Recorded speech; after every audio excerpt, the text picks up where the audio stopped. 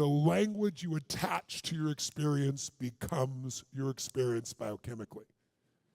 So for example, my mom, God rest her soul, she used to always be upset. She would get upset and she always used the same word. She was always humiliated. And I remember one time I went to Europe for a 3-week tour, and I gave my staff at home time off. Now, I'm old enough, some of you are not ancient enough to remember this, but there was a time when we didn't have phones with voicemail.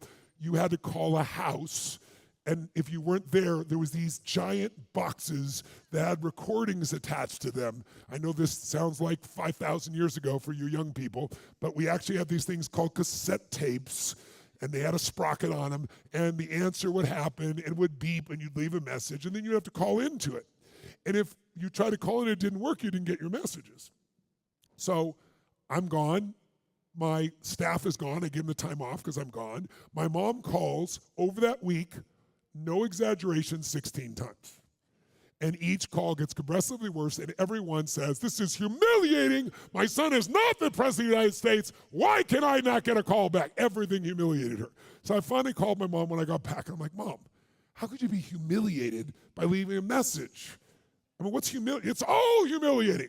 Why? Because everything that was uncomfortable she called humiliating, so it became humiliating. It changed her biochemistry. Raise your hand if you follow.